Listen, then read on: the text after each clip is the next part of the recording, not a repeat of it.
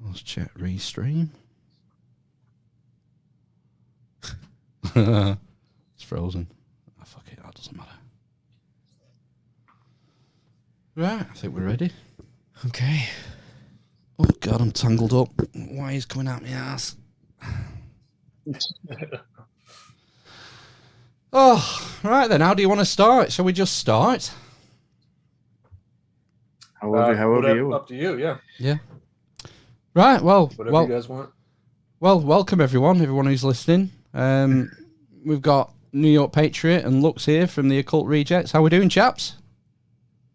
Good. How you doing? Pretty good. Good. Considering the shitstorm that's out there. Yeah, you got everything working. Well, we were just talking about that they've cancelled plans for a vaccine passport over here, but it's been kept in reserve apparently for when they really need it. Yeah, I was going to ask you that. Like, what's actually? I mean, I didn't know. Like, I don't want to get too off the topic of that you had, but since I'm talking to somebody in the United Kingdom, I really don't know what truthfully is going on over there. So that would be interesting to hear that for a second or two, if you don't mind. That makes two of us, mate. Yeah. No one knows what's going on. And the situation is so fluid, isn't it? Yeah, so, I mean, sort of things were being said, weren't they, up until 2 days before that they came out and said that they weren't going to do vaccine passports, saying that they were. So, you know, one, and then like another thing recently was one body, the JCVI, what's the acronym stand for? Joint Committee on Vaccination and Immunity. Have said are not recommending vaccines for 12 to 15-year-olds, but then it's been forwarded to the chief medical officer to make a final decision. And sort of the reports being put out into the papers are sort of saying that he's swaying towards it being in favour of it. I think he said, didn't he? Yeah, we have a committee when it comes to vaccines, like an expert committee, and they decide on the schedules and which vaccines we're going to implement and whatever. And they've been looking at the... Well, it's like Fauci and the CDC. Yeah, same thing, yeah, the FDA. So, that's what I was going to say. I mean, you could honestly make it easier on yourself and just get a dictator like Fauci. That way you don't have to have a whole committee. You know, it's just... Well, that's the thing, it's you like see. A dictatorship, you know? The committee have said we're not going to do it. We're not going to. We don't recommend the jab for kids 12 and over.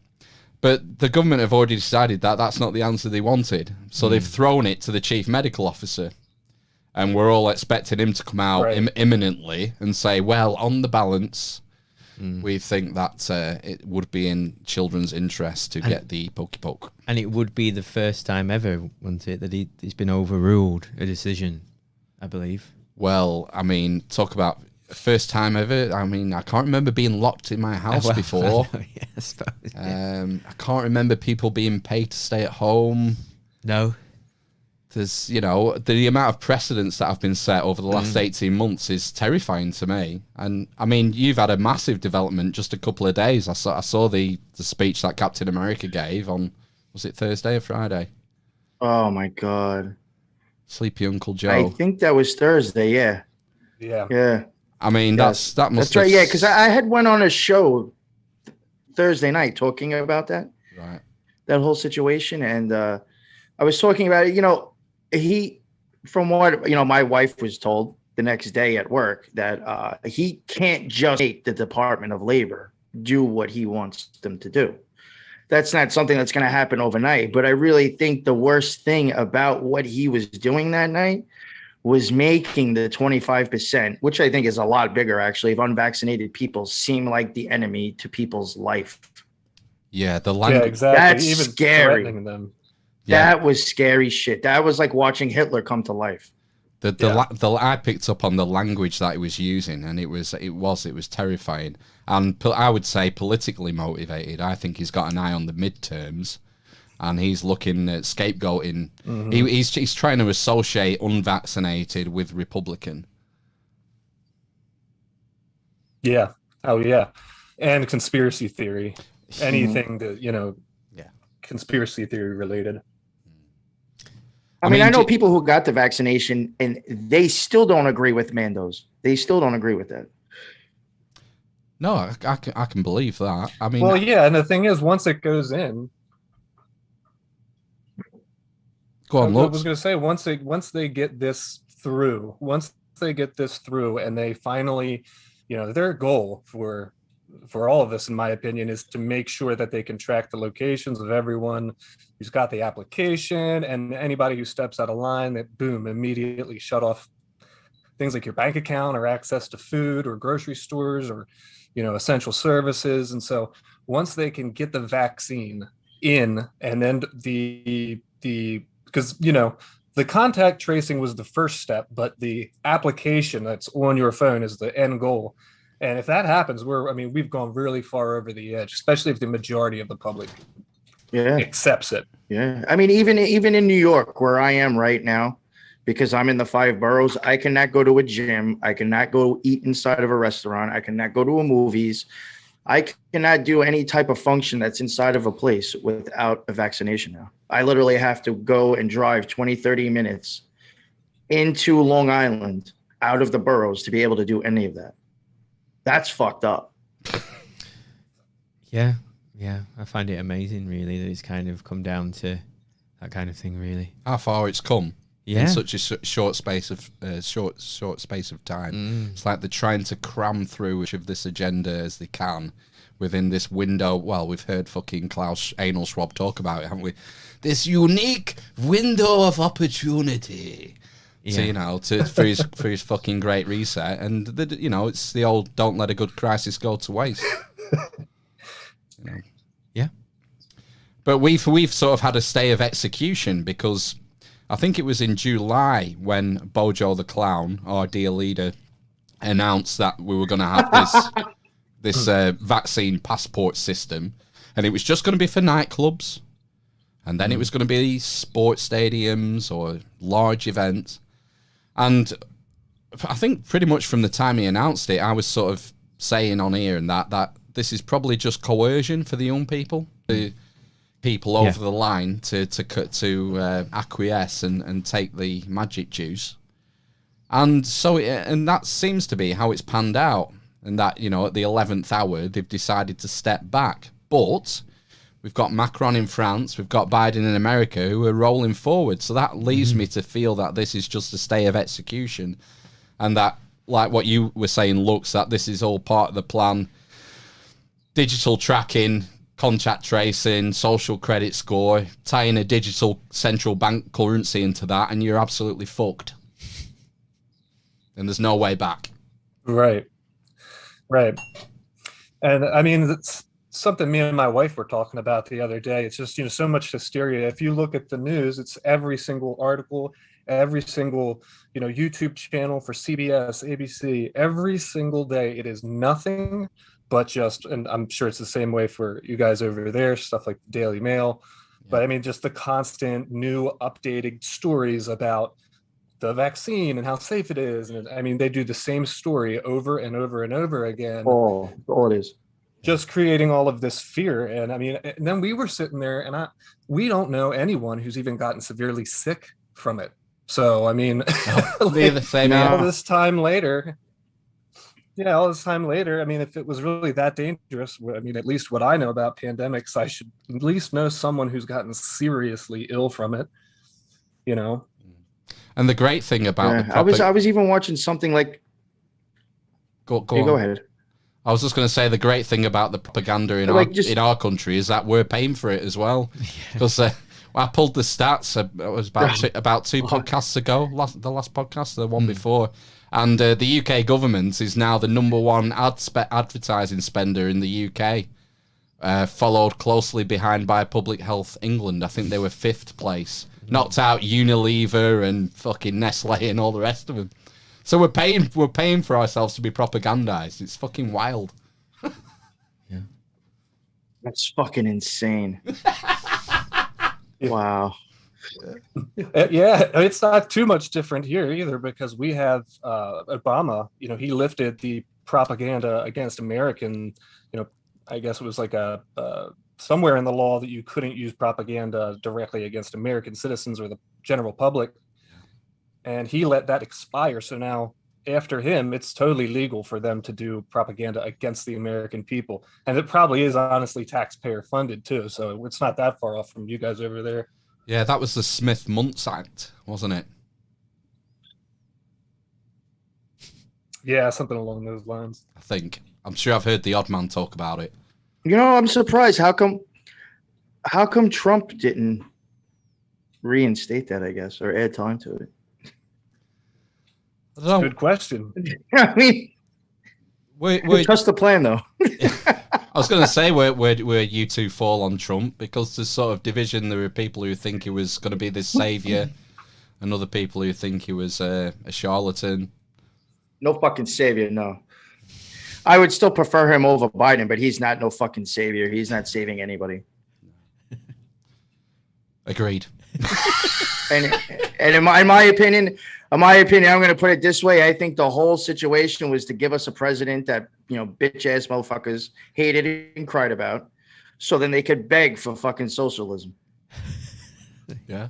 Yeah, and then further to the divide between the right and the left, because the right and the left both got radicalized during, at least in the United States, during that time. During those 4 years, you saw the right go so far right that they believed that Trump was literally a savior, and then you saw the left move so far left.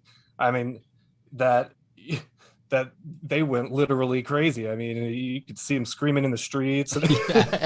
So in order to create that divide is so valuable for the controllers or the New World Order, however you want to classify it, because my prediction is that Trump's going to get back in, and it's going to even further the divide, because ultimately what I think that they want is civil war and fear and chaos and whatever that looks like. But I think that's what they want. So they have to create the divide so drastically that people just have lost all sanity. And now, they're going to beg for Trump back, even though he did so many things wrong.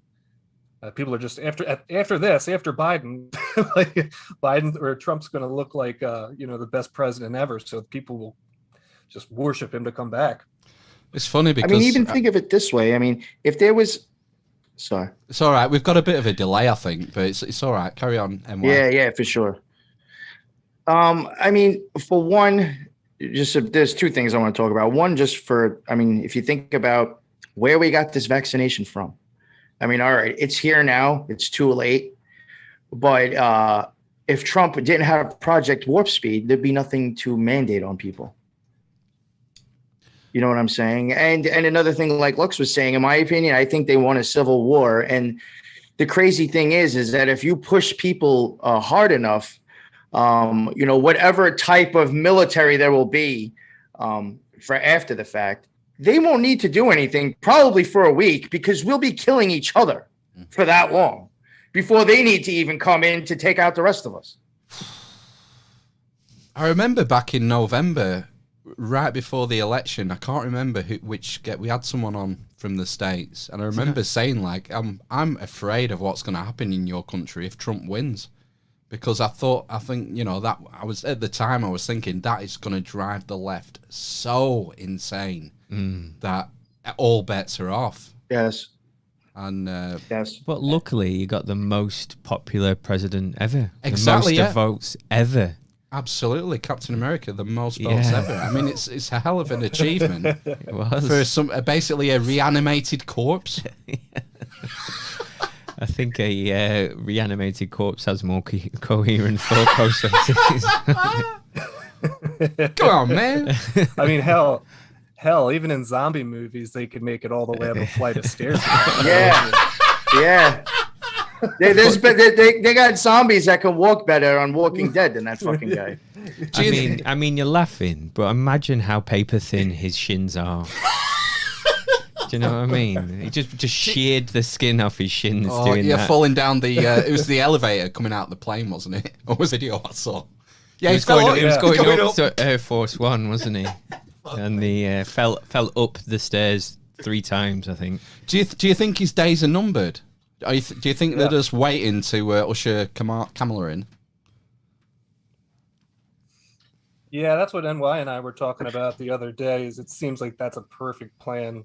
is to make him look so bad that then Kamala comes in to save the day. Kamala. But that's been the plan all along, in my think so. opinion.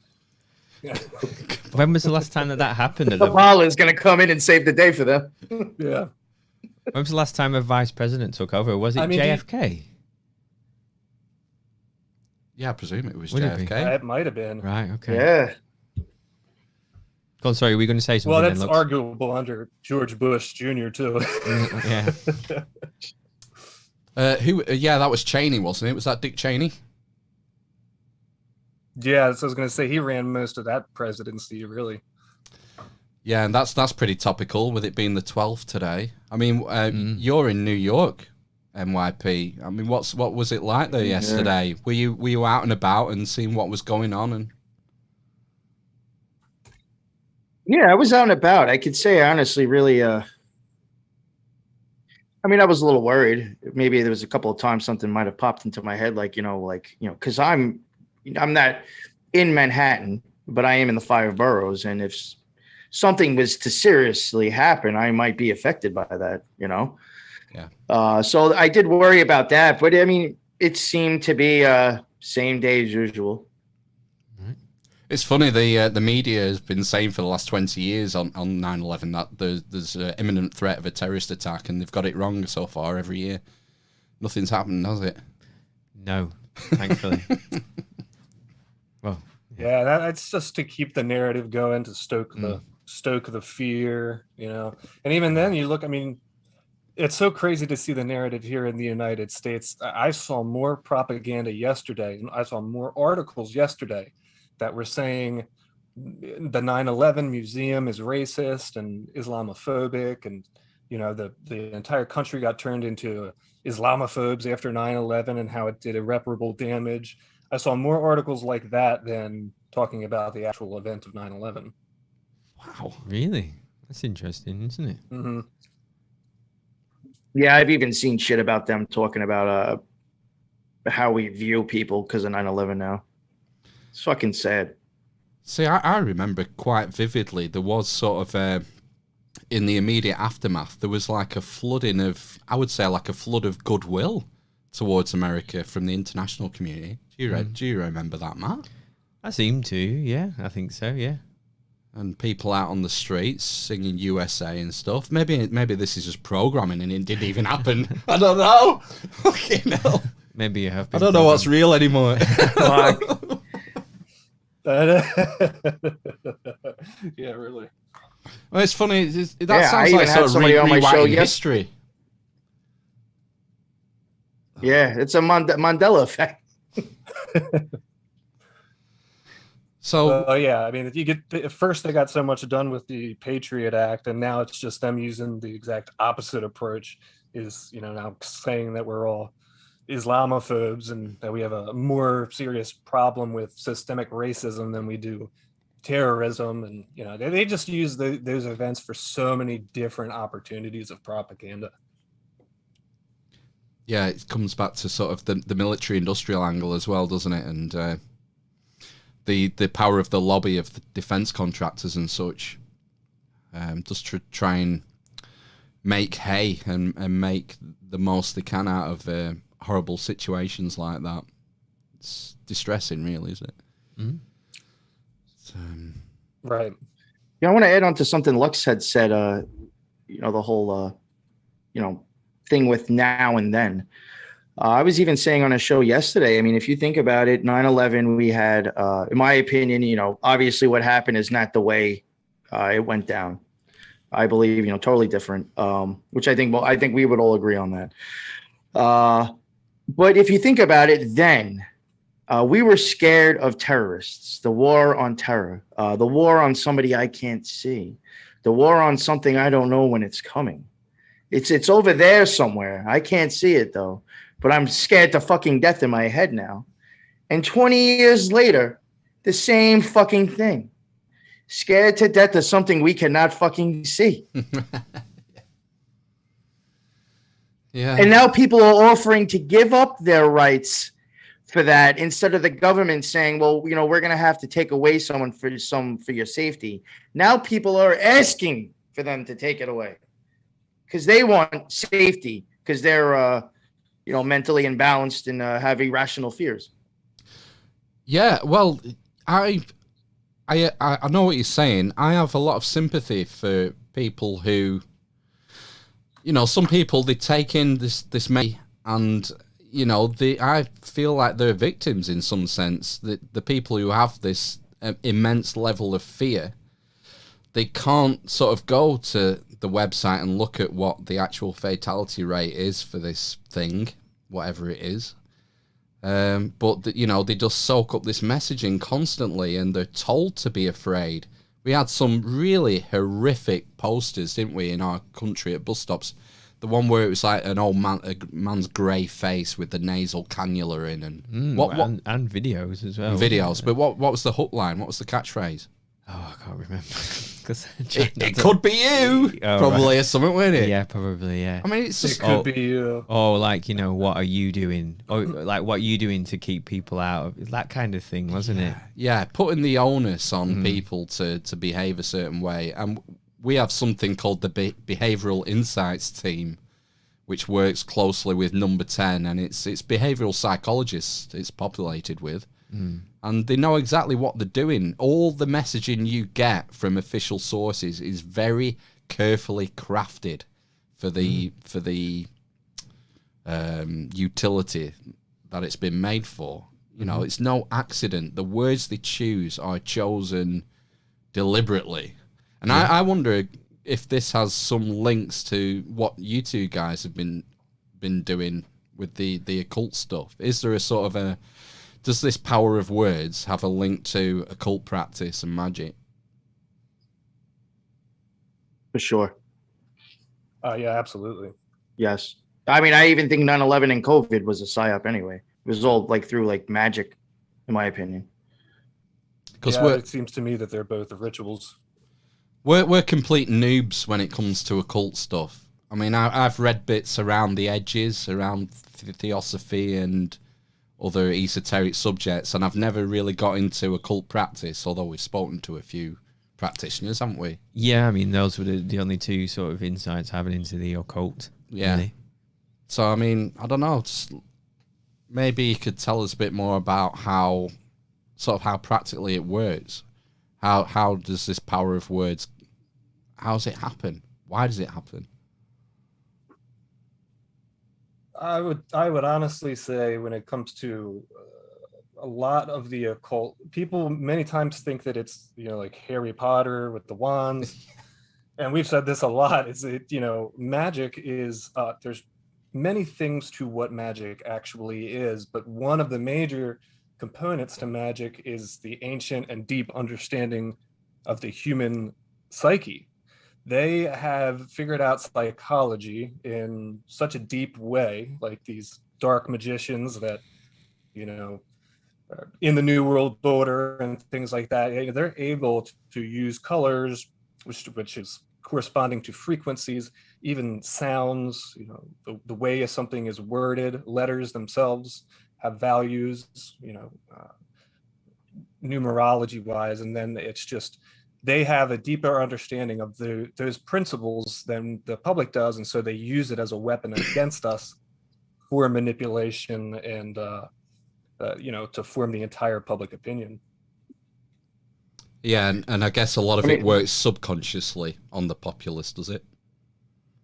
Exactly. I mean, I would even say, and I'm sure Lux would even agree with this. I mean, if you have to, in order to do magic, like he said, it's very psychological. You're going to have to know yourself so well that you'll know other people. It would be easy, probably because of me and Lux knowing that, being able to put out some fucking piece of shit podcast that would probably be fucking popular as shit, because we're just going to spread a bunch of bullshit fucking propaganda like most of them are on the right. And people would eat that shit up because we're going to use those correct fucking sayings, the correct fucking words, specific colors and specific sounds. And people will eat that fucking shit up, not even knowing. That's how well you will know yourself that we could easily put out crap for people to fucking shovel up. And, and it would be easy for us. Yeah. And that's, you just think about putting somebody in as a politician now that knows that shit, what they're capable of doing. It sounds like think about how good the I was just going to say, it sounds like magic is sort of a loaded term, and it's maybe, I don't know what the etymology is or where the word comes from, but it's probably not suitable. It sounds more like fucking marketing and like psychology, really. Yeah, it does, doesn't it? Especially sort of like the rituals and stuff. Yeah, I remember, what was the guy called? Scott Adams. I can't remember. Affirmations. No, I was thinking about the guy who came on the podcast. Oh, Rudolph. Rudolph Hess. It wasn't Rudolph Hess. It wasn't Rudolph Steiner. It was Rudolph Berger from the Thoth Hermes podcast. Yeah. No, yeah. And he was talking about sort of rituals and stuff, wasn't he? And it just sounded a little bit like group psychology, really. Yeah. And that, I suppose, it from what I got from it, I can kind of relate to a sense of magic from sort of when you do things like that as a group. Could you not? Yeah. That's where I'm getting at. I think, like Lux said, you say magic, people think wands and Harry Potter and the rabbit out the hat, whereas it's a loaded term. It's not the right term. There's something there that is not aptly described by that word.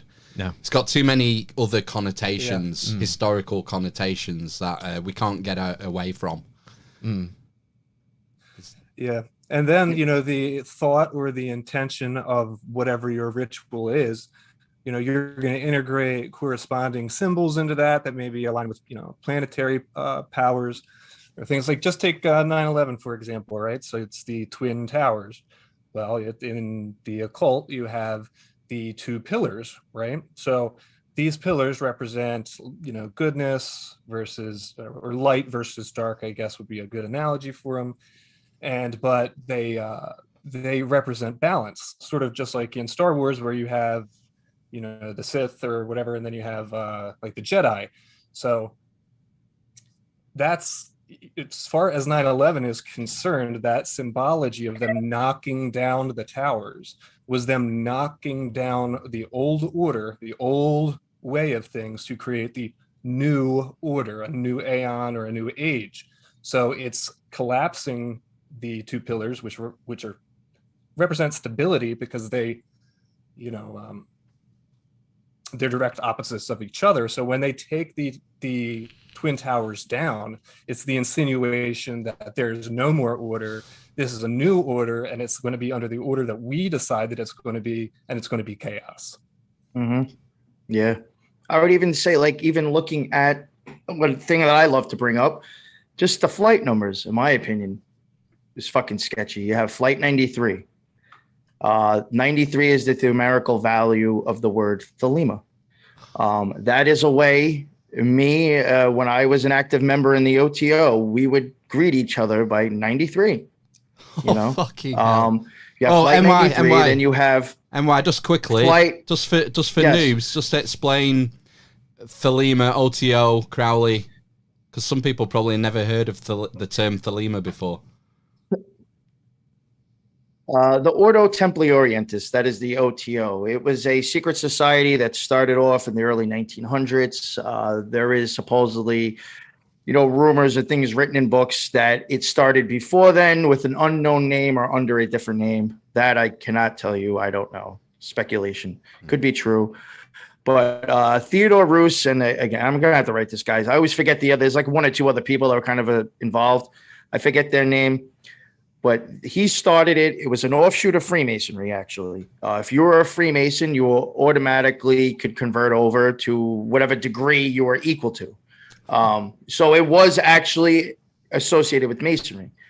Then Aleister Crowley eventually took it over and took out a bunch of the degrees and separated it from the Masons. And then they started going by his book of the law as being like the, I guess, the Bible of the OTO. And then, it's the only other way I could put it. And he had the idea, do what thou wilt shall be the whole of the law. Love is the law, love and the will. And Thelema in Greek also would be equal to 93. So That's where you get the 93 from. And so and it also for the word Thelema, I think, is will, and then agape is love. Right. So like 93 in numerical to in Greek will give you those two words also. Was Thelema the sort of the name that he gave for the philosophy, Aleister Crowley's philosophy? They'd be called like Thelemites if you believed. If you followed Thelema, you'd be considered a Thelemite. Right. Yeah. So Flight 93 is related to that. Was there some other numerology connections? Flight 175, I think it was. Whatever, I could be wrong on the specific number. That one. Whatever flight that one is, that one was also a book called Liber Astarte or Liber 175. That was a book written by Aleister Crowley, and it's about how to give like adorations and offerings to gods. And then you have Flight 77, which is Aleister Crowley's Liber Oz or Liber 77, and that is like the commandments for the Thelemite. Fucking hell. And one of the commandments and one of them would be if somebody tries to hurt you, you are all allowed to kill them. So I who knows if that has something to go along with what happened that day. And then adorations and offerings to gods. There was a lot of people in that building for that. Oh my God. Those buildings. That's dark. And then think about the fact, the terrorists, right? They crashed a plane into the Pentagon. Okay. Now in the occult, the pentagram is an extremely important symbol to Earth. So the 5-pointed star, the pentagram, the Pentagon is a 5-sided building. And so they're flying a plane into the Pentagon to represent sort of like the destruction of harmony on Earth because of the pentagram. So it's sort of them like piercing the pentagram, with an outside force. Yeah. Like I would say, now for Lux, I think because he's in the Golden Dawn, you probably, if you had a pentacle, it was actually a hexagram, right? Don't they make you make one? Actually, you're supposed to make like a hexagram thing. Yeah, or we do the pentagram too. Yeah, but like I even have like on a piece of wood. If I could reach it, I would grab it. I use it to put a candle on top of now. But I had a piece of wood that had a pentagram on it, and if I was charging something, a talisman, an amulet, or a fucking candle, anything, I would put it on there because that is representing Earth. That's representing here, and I'm calling in whatever I want into here. X marks the spot, kind of. Yeah. So that's not like exactly what Lux is saying. Then the plane hits the fucking Pentagon. It's kind of like saying, well, we're pulling in whatever we want and we're bringing it here. It's wild, isn't it? I'd never even considered these sort of occult connotations to 9/11. I guess I tend to always try and gravitate towards more prosaic stuff. And like with the Pentagon, I think about Donald Rumsfeld coming out the day before saying, oops, we can't account for $2.3 trillion. Oopsie. And then all of a sudden, the next day, something happened and it wasn't a story anymore. It's like, fuck. I never contemplated that there could be sort of occult symbolism. This is what fascinates me, is all the symbolism in the occult world and numerology and stuff. It's just, you can just get lost in it. There's so much. And then think about how effective 9/11 was. I mean, they passed the Patriot Act, which gave surveillance over every single American. I mean, it was a very well done ritual. I'm not saying well done as in as I liked it or I thought it was a good thing, but it's obvious to me as an occultist that was a very well thought out, structured ritual. And that's why it was so effective with its results. Yeah, I think so. You're right. How much planning do you think had to go into this ritual? Oh, who knows? Yeah, I mean, they plan stuff out. A lot of these groups plan stuff out decades ahead before when they actually, try to achieve that goal. It's so difficult. I mean, I'll put it this way. We even... Oh, sorry. Go on, NY. Well, no, I was actually going to go into the January 6th ritual, but if you want to still talk about 9/11, I'll let you go first. No, that's fine. Go on. Well, like I had made, I don't know what Lux thought about it actually, but for me, I think he might have agreed with what I was thinking too. I was expecting something to maybe come about in August or September because of what happened in January, but I could be wrong on that still. But I do think that was for a war ritual for sure. Well, yeah, absolutely. Well, it was interesting. Yesterday we had George W. speaking, and I didn't actually catch it. I've only caught it secondhand, but there was some sort of intimation towards domestic terrorists, calling back to the January 6th events. Did either of you catch that? No. But I'll tell you this: you fool me once, I can't get fooled again. Now watch this drive. Yeah, now watch this drive. Fuck me. I mean, there's never been to me. There's never been a OBGYN. Oh, fuck yeah! What did he say? That I can't remember it now. He said, yeah, I'm passing legislation today so that the OBGYNs can practice their love for women. I mean, there's just never been a better example of a puppet, has there? No. I mean, we saw it from our side of the pond. That was my impression, that this guy was, I don't want to be, I was going to call him a moron, but I don't want to be unfair to morons. I mean, he seemed like a fool. He seems like what Boris is to us now, I suppose. Boris is more of a clown. Right, okay. I would say. But George W., our impression from the media we receive over here was that he was sort of that George W. was dangerously incompetent. Yeah, good way of putting it. I mean, it just makes a mockery of the whole fucking system, doesn't it? That you know, you want your most capable person in that job. You've got 330 million people. You want the best person for the job. And my sort of view is that if you want the job, you should be ruled out from it immediately, because no one should want that job either. Why on earth would anyone want that job? I fucking won't want it. I won't want to have to press a button that sends a drone strike on someone. Oh, we might kill 10 civilians, we might kill 15, but it's worth it to get this guy who we don't like. I couldn't do that. I wouldn't want to do that. No, I know, yeah. What do you think, Drew? Are they all psychopaths? Yes. Yes, absolutely. I don't think you get into that position without being a psychopath.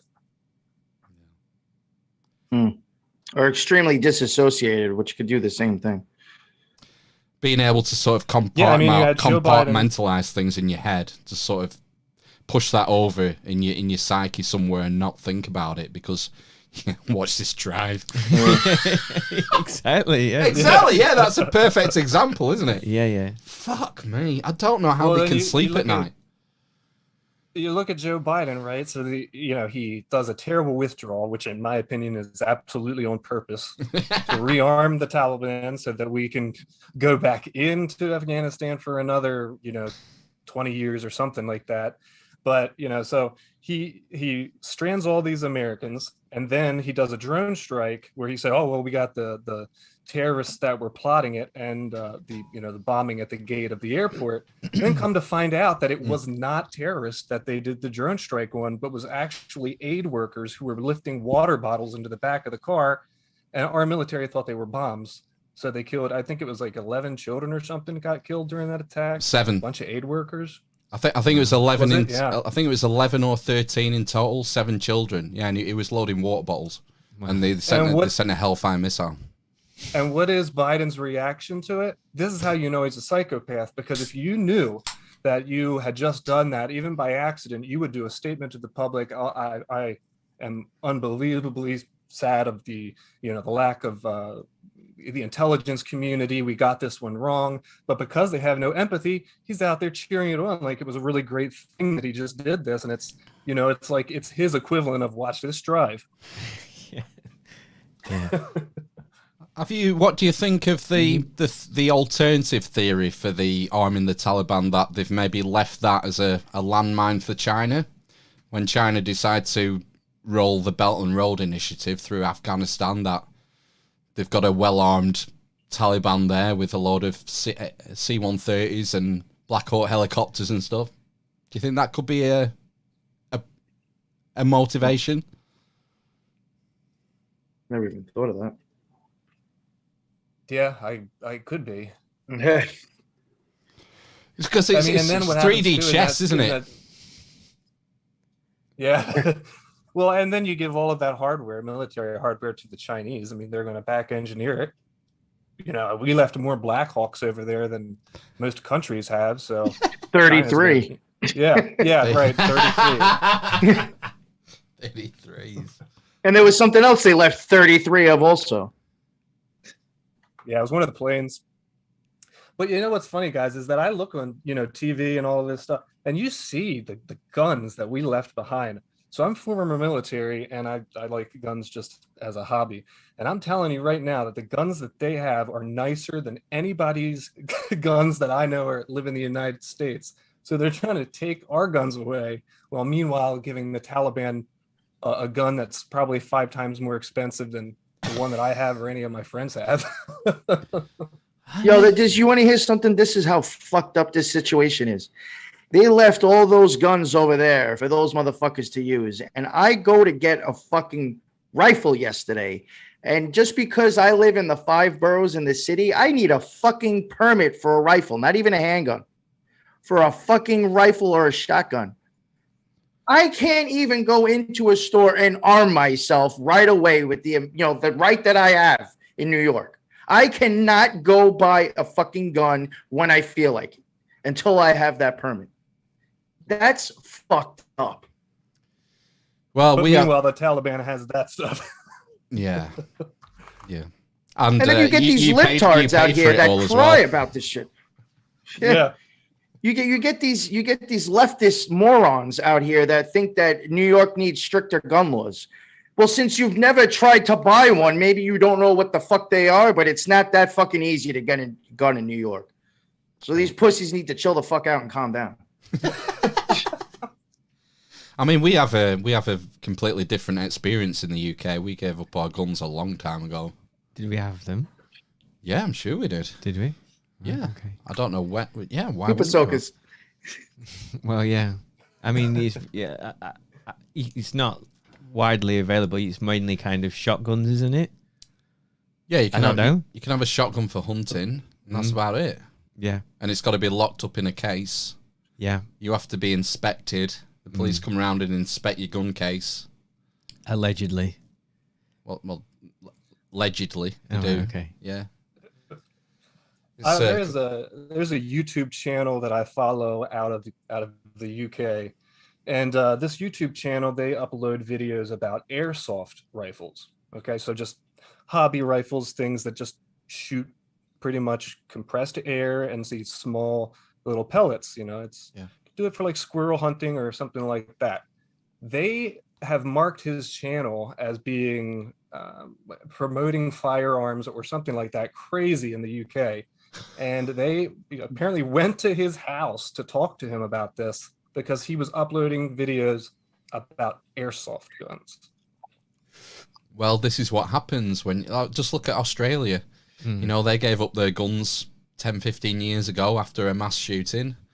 And now the police check your deliveries when you're in isolation to make sure you're having the required maximum 6 beers. Yeah, I suppose. Oh. There's a lot to be said. I'm sympathetic. I mean, most people in the UK think that US are gun nuts. Yeah. That's the sort of the wide attitude. But I'm sort of a contrarian in our country in that I sympathise with the Second Amendment, isn't it? Yeah. Yeah. I would say the reason why so many people in the United States are, so even if they're just a regular average Joe, I mean, a lot of people just own a gun just because, their dad gave it to them, or they go out hunting once or twice a year. But I would say the majority of the public, who's really into the Second Amendment stuff, it's because what's happening right now is what they have always feared would happen. And we're in preparation to make sure that they were prepared should, you know, there come a time when the government has total control over your movement, over your liberty, you know, over the autonomy of your body, that they decide what they put into your body, including a shot that's untested. And, you know, you get a president like Joe Biden. So I would say like, a lot of the interesting guns in America is in preparation for that oh shit moment. You know what's a thing I would like to even say too, and this is how fucked up it is within the United States too, with people thinking about gun problems. You know, you get a lot of these liberal cities that are always screaming about pushing this shit. If every time somebody got killed by a fucking gun, and you know they talk about this shit in the news on the newspaper, if they were to put the gun in the fucking picture that did it, I guarantee you 99 out of 100 are pistols anyway. Yeah, handguns, yeah. Yeah. Pistols, they're not rifles or shotguns. So things that everybody needs a permit to go and get anyway is the fucking problem. It's not the rifle or the shotgun I can go buy at the store. It's the people buying the shit off of the streets illegally. I guess the thing that springs to mind with that is that the sort of mass shootings that we've seen, the ones that I know about anyway, they tend to be people using rifles and shotguns. Yeah, but I mean, you know, like out in Brooklyn or Queens or something, a dude gets fucking robbed and shot. I'm telling you, somebody ain't running out of a house with an AR to do it. They got a fucking pistol in their pocket. But it goes back to what you're saying. That's not what the media focuses on. The media focuses on the mass you're right. shootings, Yeah, you're right. You're totally right. Where the AR-15s and whatnot are being used. They don't report gang warfare, drug turf warfare where pistols are being used in the main.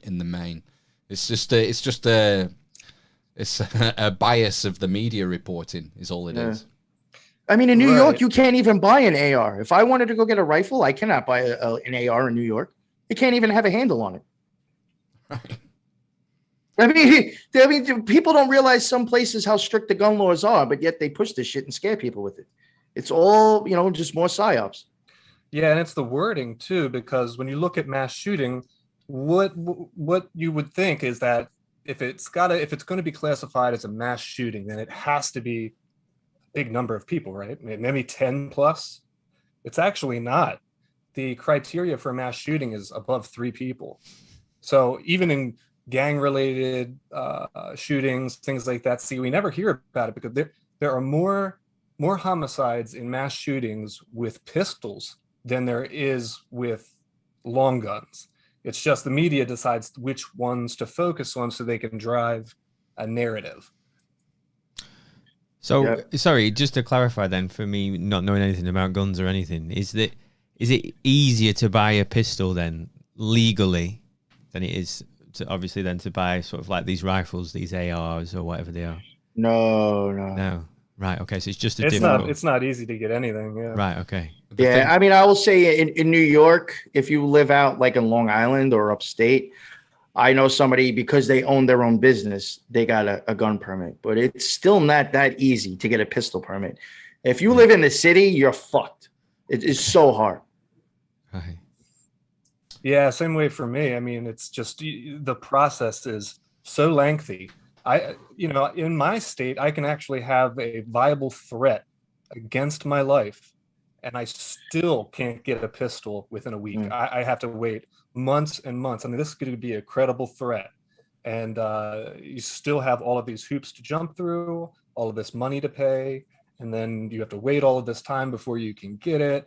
And it's just obviously a way for the state to get a ton of revenue and make sure, that it's harder for certain people to get guns, but the majority of the time is just that's law-abiding citizens because criminals they're not walking into gun shops. They're going down to the street to buy one from someone who's importing them illegally, So yeah.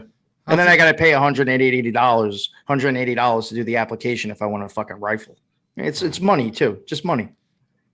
Is this something that you two have noticed sort of within your lifetime, that it's been getting progressively harder? Or is this something that it's always been this way as far as you remember?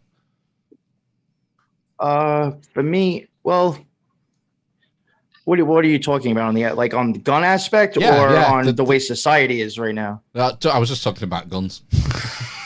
Oh. Do you think it's getting progressively harder? And like probably the last, yes.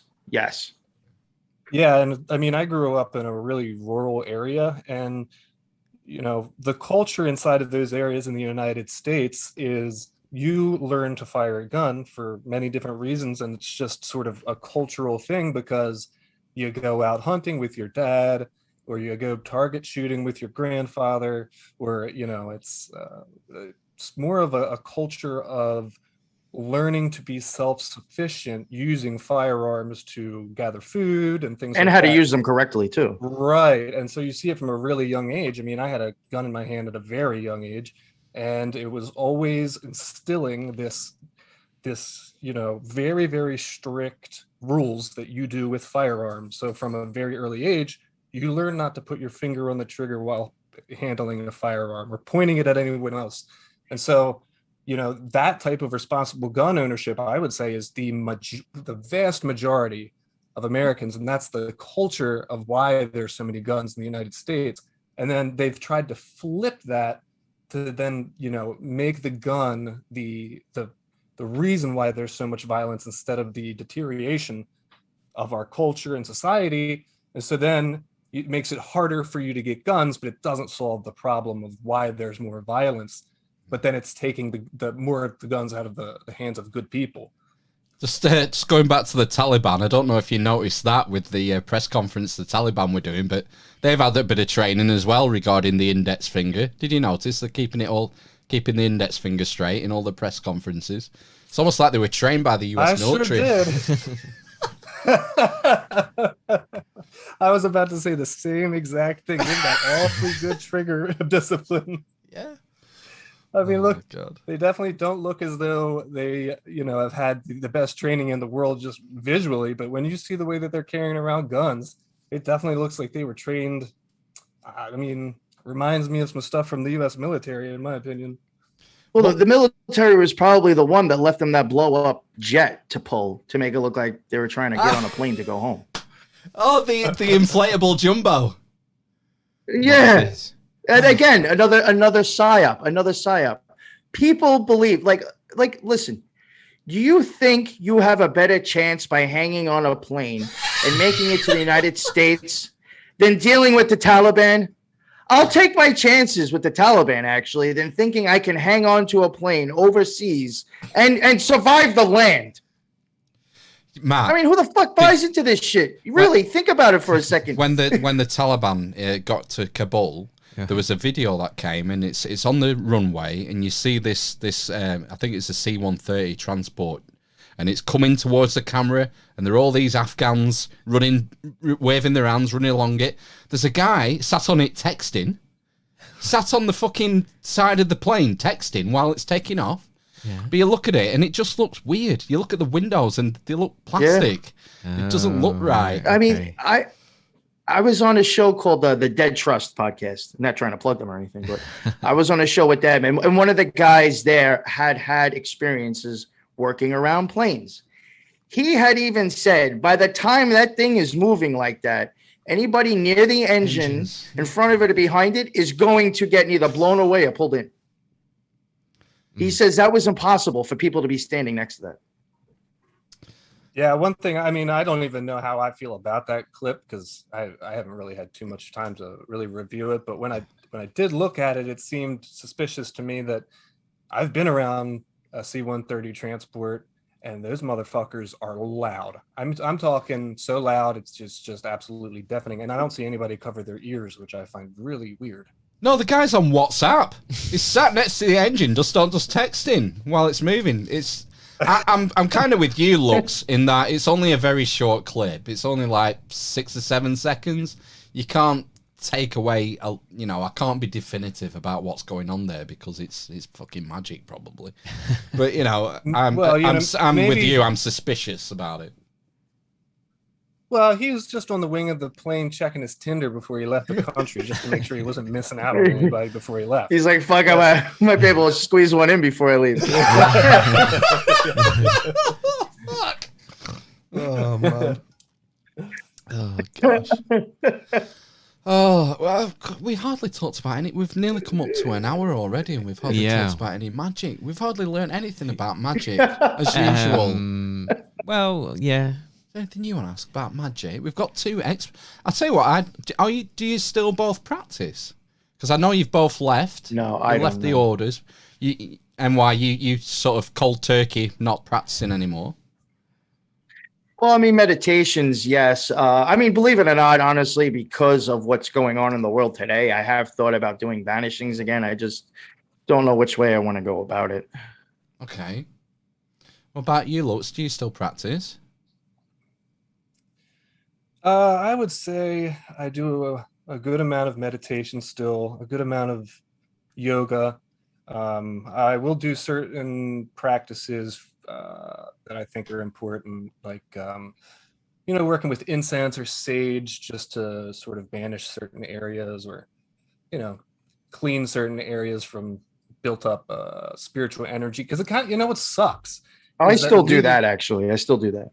Yeah, it sucks because when you leave the occult, you know that what you learned in it was real because it's affected you directly.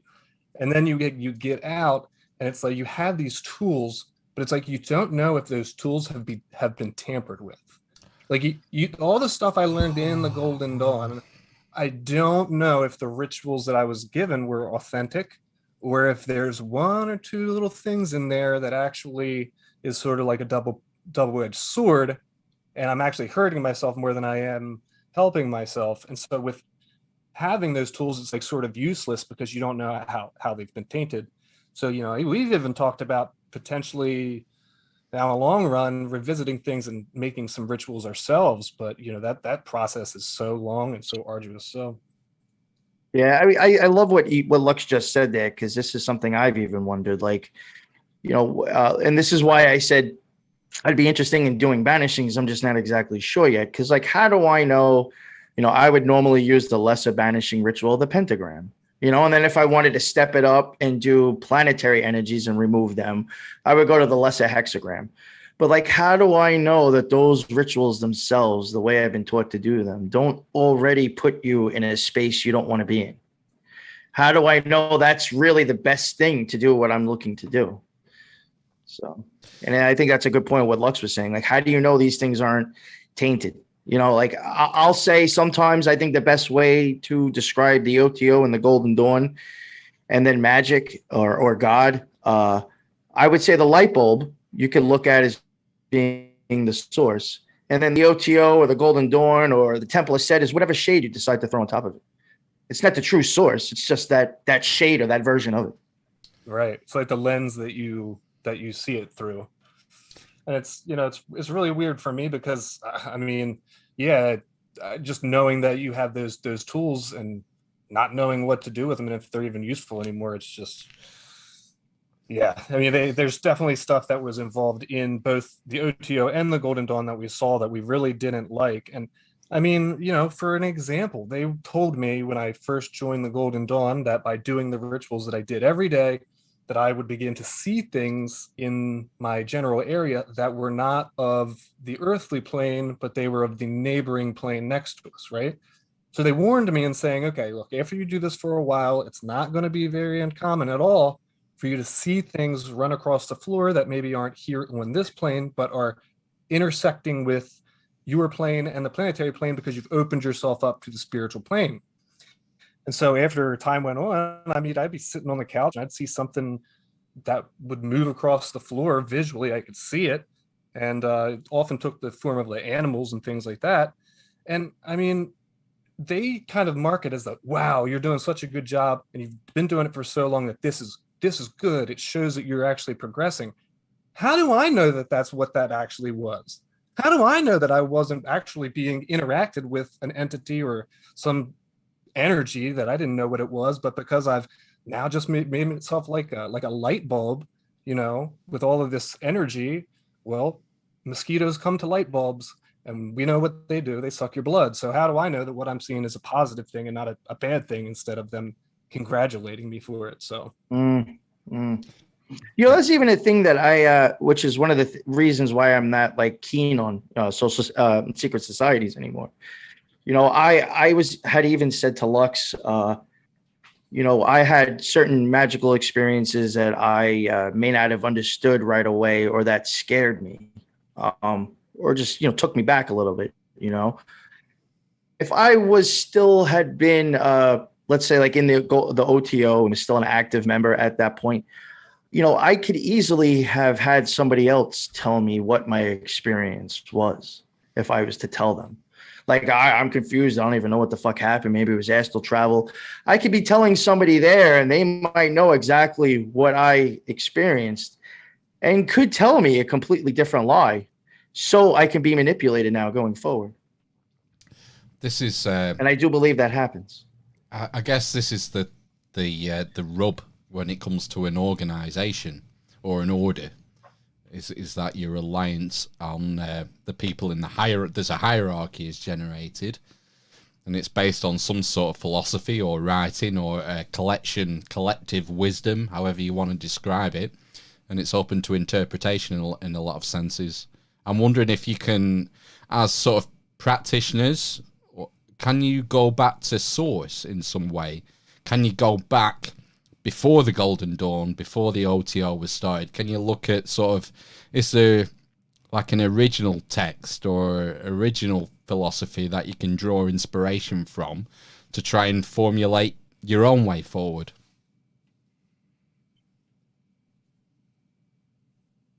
That's a good question. You want to try that, Lux, first? Yeah, I mean, honestly, I think so when it comes to the magic subjects, how far does it go back? Who were the originators? I think it goes really far back, and I think there's been accounts of the ancient Hebrews who were working with magic. So we know at least that far back, which is huge. Mesopotamia,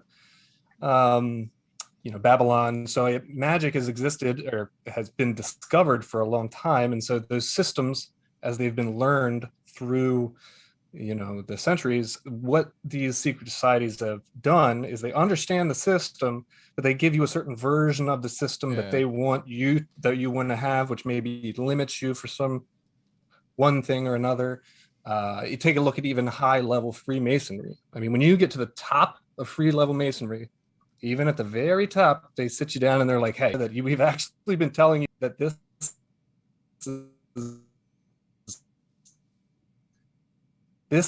symbol means this, but it really doesn't mean that. It means this now.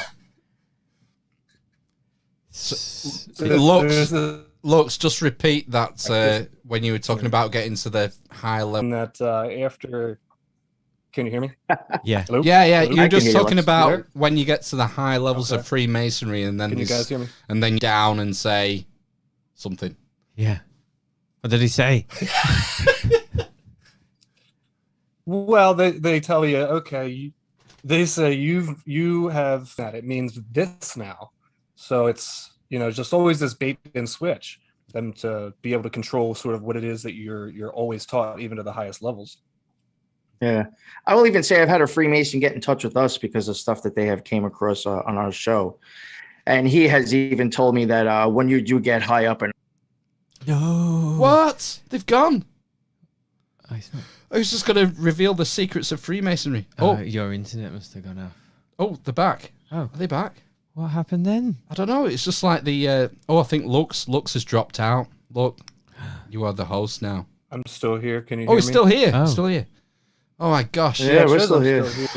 Is that some magic going on? I don't know. What have you been conjuring, you two? Fucking hell! We've had no end of internet and computer problems today. You were just about to say something. Yeah, and NYP. You were just talking about the Freemasonry. Yeah. Sorry. People contacting you. Oh yeah. There was somebody, a fan of ours, that had contacted us. Who was a Mason, still is a Mason, and he did say that when you get up high enough, you will learn or will realize that things that you were told were a lie. That things do change. Right. So something that meant something actually means something else. Now, the problem is with that then, so if you get above that layer or that level, does it change again? And then, does it go on and on and on and on? Who knows? Well, this is the problem with having these sort of organizations that are secretive and selective in who they allow in. And, and there is a hierarchical system, and there are sort of gatekeepers, releasing knowledge, gradually, and then everything can be flipped. So when you get to the next level and everything you've been taught, we're flipping down its head, and but you're in on this now. You're in on this. Next time you're talking to a 32nd degree Mason, you can be like, oh, well, I actually know what the fuck's going on. You don't. It's kind of, this is why I think, like you guys were talking about doing meditation and stuff. I think that's great. Like sort of going back into yourself and sort of trying to connect with like the basics, like the roots of it all.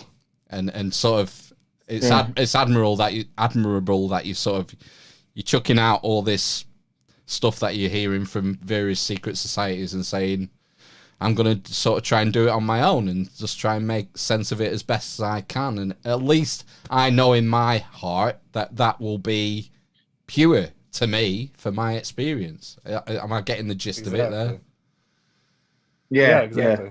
That's why I still only do meditations, and it's not like I'm doing it to any specific deity or anything. It's just me or God, just God, Well, yeah, I see so many people who get really interested in magic, and the secret societies put this out there on purpose, different secret societies to attract different types of people. A lot of times people will get into things, into the magical world for their own self, improvement. So a lot of people will get into magic so that they can learn how to do a spell or a ritual for money, But in reality, the most important magic work that you can do is not the affecting the outside world, but affecting the inside world of yourself. That the being able to purify yourself of unwanted thoughts, unwanted desires, being able to stay conscious through your entire day instead of just walking through life and then you get in bed and you're, wait a minute, what did I just even do today? So many huge segments of our daily life are totally forgotten about because they're spent in unconsciousness. We're on a computer doing work or something, but our mind's somewhere else. So you're totally detached and you don't realize during those times what thoughts and feelings that you're having, and they can be very destructive to yourself, constant stress or worry or insecurities.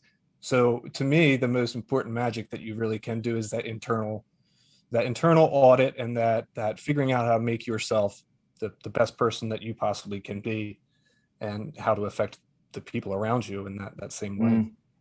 I want to add on to something that Lux said, and even something that you guys mentioned before. I guess kind of like almost like a pyramid system within secret societies themselves. What Lux said, the only way you will, in my opinion, you will ever really be able to do any sort of magic to change the outside world is by doing what he said. You have to change the inside of you first to actually really be able to physically change the world around you.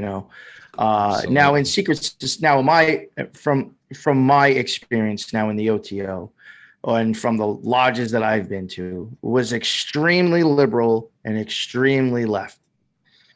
All right. Now, in order for you to be able to practice real magic, like Lux was saying, you're gonna have to be able to work on yourself. Having a liberal mind or the leftist ideology is the complete opposite of that, for real. I mean, that's attaching yourself to emotions, to labels, acting out, just silly. I mean, it's just really the complete opposite of what you're looking to do. So if the OTO is filled with people like that, they promote the whole shit. In my lodge, they were promoting Antifa and BLM. As the OTO, as an organization, you're not even supposed to be doing that at all. Not at all. You're just supposed to be worried about you. You're not promoting any other organizations unless maybe the Astrum Argentum, because it's associated kind of with them. But you're not supposed to be talking about that shit. So if you're pushing the whole complete opposite of what needs to be done to have any real magical experiences or to even change yourself to be a more productive person for humanity, why are you giving the complete opposite? In my opinion, it's because you want slaves within the order. Wow. I mean, by the seventh or eighth degree, you are signing over your property to the OTO. So that is a cult at that point. Yeah. You know, and then there's other degrees. In my opinion, the things that you have to do in these initiations are just going farther and farther up to see what is this person willing to do. And if they're willing to do this stuff, they will be easily manipulated. Yeah, it's a compliance test. If you as a female by the 5th degree are okay with carving a cross into your chest, they have their hooks in you, and you will do probably what they want you to do. Wow. Fucking hell. Mm. Well, guys. I mean, even think about how fudge. Go on, Lux. I was going to tell you, like right off of the bat, the litmus test right off of the beginning is initiation. I had a hood put over my head, and I was driven to an unknown location, totally away from the person that I had actually traveled to initiation with. So, that's the test right off the bat. I mean, hey, are you willing to get into a car with people you do not know and put on a hood and go to an undisclosed location where you won't be told the address? And then when you get to that address and you say, hey, after initiation is over, can I have the address so that I can give it to the person who I came here with to pick me up? And they tell you no. That shows a lot for what you're willing to do right in the beginning. Absolutely. Yeah, I mean, that's a very good point. Not disrespecting you two, but it sounds like they're preying on a certain type of people who are looking for something and are willing to do anything to. Well, perhaps, yeah, the fact that they've come out of it. Oh yeah, I'm saying back then, like when they were younger men, they're out of it now because they've spent time in. I mean, I've even looked at it like this, which is the whole thing of the degrees in the initiatory system. It's giving you things to look up to and to try to attain, thinking it really fucking matters. That degree, that other degree that I'm grabbing for, all that is for me to put a fucking badge on my chest and be like, oh, look at me, I'm a 5th degree. Who gives a flying fuck? It's giving you handcuffs. It's another fucking handcuff to your wrist to chain yourself to the fucking ground and think that shit's important, and it's not. Yeah, and the longer that you're in there, the harder it is to get out as well. Because if you've been in there been in there for 10 years, you've invested 10 years to get to the 5th degree or 6th degree or whatever. It's like, God, I can't give up this now. I've spent the last 10 years of my life pursuing this. It's just ratcheting up. And then for some people, then it will create false idols and prophets, because now you're going to look up at the person who's a higher degree thinking they know what they're talking about. Yeah. Oh, this guy is fucking awesome. Don't you just love that guy? You see a chick walk into the OTO that's like a 4th degree and like halfway not busted, and everybody thinks she's a fucking goddess. It's fucking insane. She knows her shit. That vibe she gives off. No, dude, she's got her tits out and you like it. That's it. That's all it is. You want to fucking hit it, and you're telling yourself whatever the fuck you want to hear to justify wanting to bang it. I can and the OTO is very sexual, so I can definitely relate to that. I was even saying this. I was talking about a guy on the podcast a few days ago on my show. And it has nothing to do with like actual magic, but just people in general. Like, and you will see it. When I was growing up, I was talking about how I think the whole alternative or the whole grunge scene was really just to indoctrinate liberal parents to have liberal kids. But I remember back then I had friends that all of a sudden just started changing the way they looked, started cutting holes in the fucking sleeves of their arms so they could stick their thumb through it like fucking Kurt Cobain. So they can go bang some fucking skater chick or some fucking freak from the mall that they met. Like, this you needed to change to do all that, dude? No, you didn't. Yeah. Fuck, mate. It's true. True. No, yeah. I mean, we're just so easily manipulated, aren't we? Yeah. That's the terrifying thing. But I don't know. And that's magic. Yeah. I'm with you. Totally. Yeah, I mean, that's really why we're doing what we're doing. I know that we got to wrap it up here. But Yeah. and that's why we're doing what we're doing, is to just alert the public of everything that's going on, show them how they're being manipulated. And for, you know, there are thousands and thousands of people just like us who are in secret societies or groups who are afraid to speak up. I mean, you know, a lot of my family doesn't even know that I was in a secret society. But listening to New York Patriot, you know, I heard him, was it William Ramsey's pod? Was it? Oh, no, it was Lift the Veil. Yeah, and then I heard him, you know, talking about his experience, and he came out of the closet first. So then I came out of the closet too, and I hit him up, and we started the podcast. Oh, it's cool. It's been great, really. You know, fun. I think we've had a good laugh. Yeah, and, it was fun. I've really enjoyed it, and as usual, oh, for sure, yeah. All the links will be in the show notes, Eavesdroppers. If you want to check out the Occult Rejects podcast, highly recommended. And we've got a lot of friends in common. We've had the odd man on. We've had the odd man, I think, 3 times, and Conspiracy Kyle and Jack Allen, and so we're oh wow, nice. We're in good company, I think. Yeah, definitely. But yeah, we actually have Odd Man covering a subject with us on the next Occult Rejects. Oh, cool. Yeah, we need to get. Are you gonna? Can we have an exclusive? Yeah. Can we have an exclusive? What's the subject? The Franklin cover up. All right. I don't know what that is. Is that? Did he not have loads of kids? You know. Oh, Benjamin Franklin. Imagine it's like Is that what it is? Imagine it's like Jimmy Savile, Oh, but right, and okay. it's like Jimmy Savile, but imagine an entire group of people who organized the abuse of children. And politicians were involved in everything. Oh, yeah. God. Yeah. Well, I will have to say though, and I'm not patting ourselves on the back, but I do think we have listened to, and I've seen a bunch of other podcasts that have put this show out, you know, covered this topic. I do think ours is going to have stuff in there that nobody else has covered, because we have found connections to like a Jesuit school, secret society, shit like that. Cool. excellent. When's that coming out? In a week or 2? We're going to record it this week, and it'll be out, I think, in 2 weeks. Part 1 will be out. Cool. Right. Subscribe to it, bitches. Yeah. Occult Rejects. on all your favourite podcast platforms. Yeah. All right, we're going to have to bounce. It's getting late over you. here. Yeah, it is, isn't it? Just stay on the line for us. Sure. Stay on the line for us, chaps, while we play ourselves out. We'll catch you on the flip side. Yeah. All right. Don't touch that dial. Sounds good. Indeed. Sweet.